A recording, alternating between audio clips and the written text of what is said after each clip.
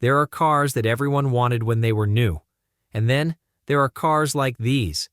Machines that were clever, powerful, beautifully engineered, or just plain different, but nobody seemed to care. They sat ignored in showrooms, misunderstood by buyers, and forgotten by the time the lease specials rolled around. But here's the twist. These cars were actually great. Not great for the price or great in a niche. Just great, period. Some had engines from icons, others were over-engineered into oblivion, and a few were simply too ahead of their time. And now, you can find them for less than $10,000. So today, we're giving them the love they never got when they were new.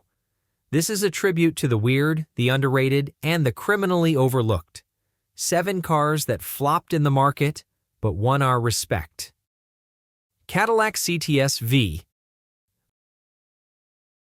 For decades, Cadillac was the brand of white-wall tires, land yachts, and retirement plans. But in the early 2000s, someone at GM snapped and said, "What if we made a BMW M5 killer and gave it a Corvette engine?"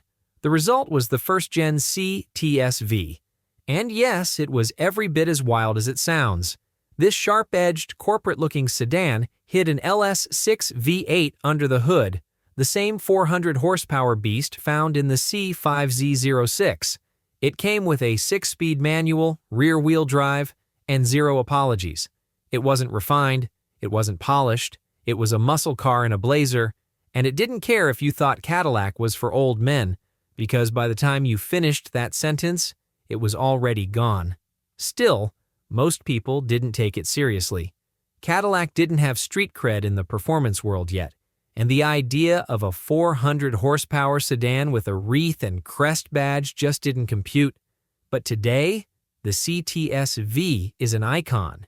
It may not have been perfect, early models had rear differentials made of glass, but it had soul, swagger, and thunder under your right foot.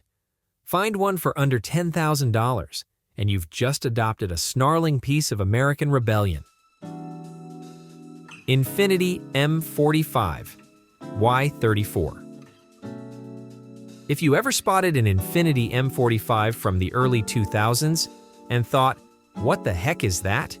you're not alone. It looked like something a Japanese designer sketched after watching too many muscle car commercials. But underneath the awkward sheet metal was one of the coolest and most underrated sleeper sedans of its time. It packed a 4.5-liter V8 from the Q45 and Nissan President. Yes, the same engine used to chauffeur dignitaries in Japan, making 340 horsepower sent to the rear wheels. It was fast, quiet, and had a planted, confident ride. The interior was businesslike but premium, and the whole car felt like it was built for someone who wanted a Lexus GS, but was allergic to blending in. And it was one of the rare Japanese sedans from that era that actually sounded mean when you put your foot down. So why didn't it sell? Simple. No one knew what to do with it. It wasn't flashy like a BMW. It didn't carry the luxury weight of a Mercedes. And Infiniti didn't market it with any real conviction. It was sold for just 2 years before disappearing into the fog of weird luxury cars that came and went. But today, if you find one, you're looking at a cult classic in the making. A V8 powered anomaly that looks like nothing else and drives like it knows something you don't. Volkswagen Passat W8. In the early 2000s, Volkswagen had a bit of an identity crisis. They wanted to be more than just the people's car brand, something more premium, more refined, more complicated. Enter the Passat W8, a mid-size sedan with a white-collar exterior and a blue-collar badge, powered by an 8-cylinder engine in a W configuration. Yes, a W8. Because why not?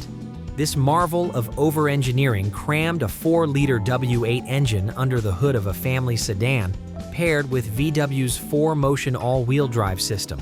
It was smooth, quiet, surprisingly quick, and built like it was aiming to out-Audi the Audis. The interior had upscale materials, tight German build quality, and just enough chrome to say, "I shop at Whole Foods, but I still own a torque wrench." On paper, it was a luxury sleeper. On the streets, no one noticed. And that was the problem. It was expensive, heavy, and too subtle for its price tag. Buyers weren't ready to pay near A6 money for a Volkswagen, no matter how well it was built. Today, the W8 Passat is a curiosity, a unicorn sedan for engineering nerds and brave mechanics. If you find one that hasn't blown a coil pack or swallowed its timing chain, you're looking at one of the weirdest, most lovable mistakes Volkswagen ever made. Lexus IS300, first generation. When the Lexus IS300 landed in the US, it looked like Toyota's polite way of saying, "Hey BMW, we can play this game too." But it wasn't built with the German mindset. It came from Japan, originally the Toyota Altezza, where it was already a cult hit. In North America, it arrived with a new badge, a legendary engine, and a whole lot of people who didn't know what to make of it. Under the hood was the iconic 2JZ-GE, yes, the same engine as the Supra, although without the turbo or the wet dreams of Fast and Furious fans.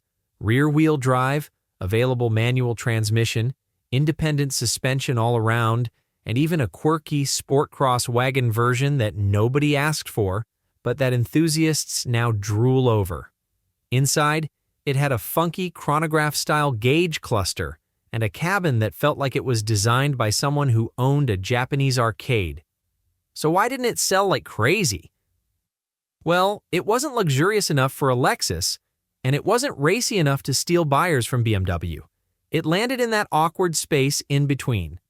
But today, it's a cult classic.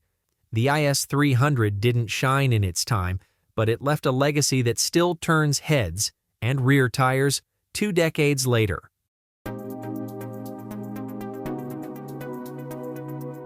Saab 9-3 Aero. Talking about Saab is like talking about a band you loved in college that no one else remembers, but you'll still defend it like it invented music itself.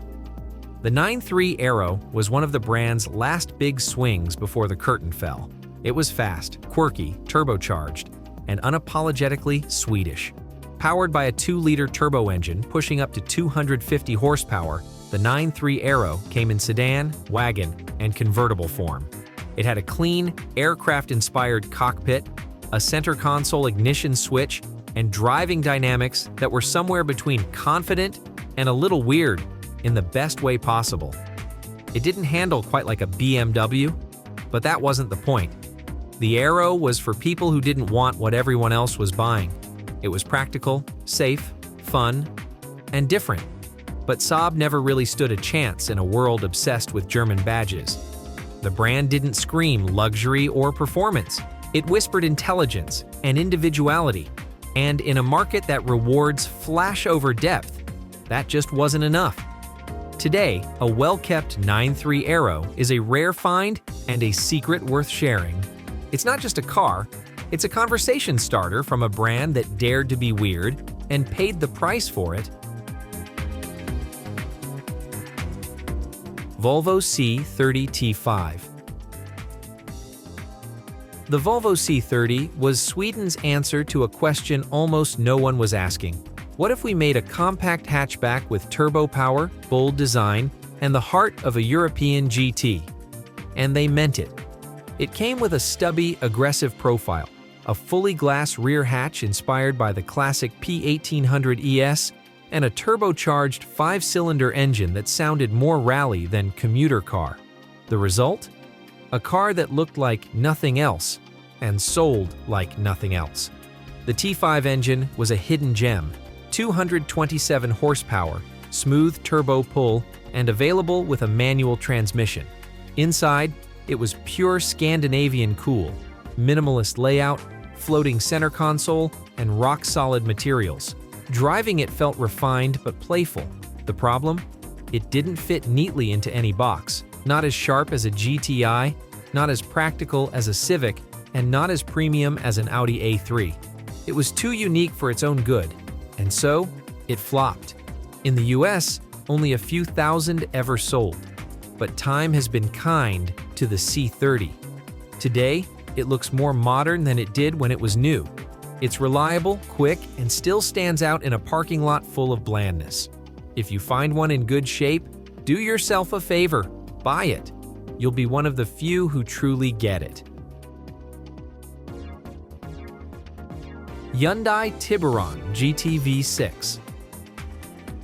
There was a time when saying Hyundai and performance in the same sentence would get you weird looks, and that's exactly when they dropped the Tibon, Spanish for shark, a sleek little coupe with sharp lines and a big attitude. Most people didn't take it seriously until the GT V6 showed up and said, maybe you should.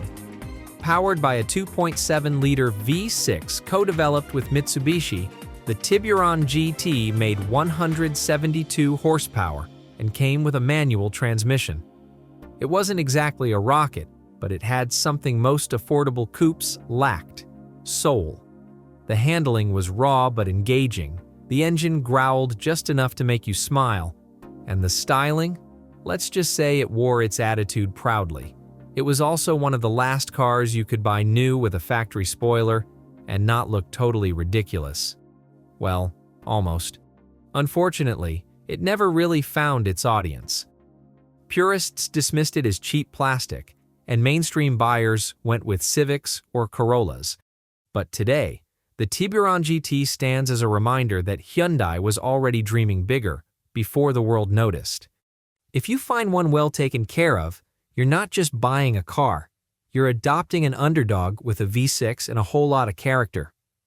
They weren't sales hits, they didn't win comparison tests, and they definitely didn't top anyone's wish list back in the day. But now, years later, they've become something even better, cult classics for people who see beyond badges and spec sheets. If you've ever owned one of these, you already know. And if you haven't, well, now you know what to look for in that Craigslist rabbit hole. Which one would you take home? Let me know in the comments.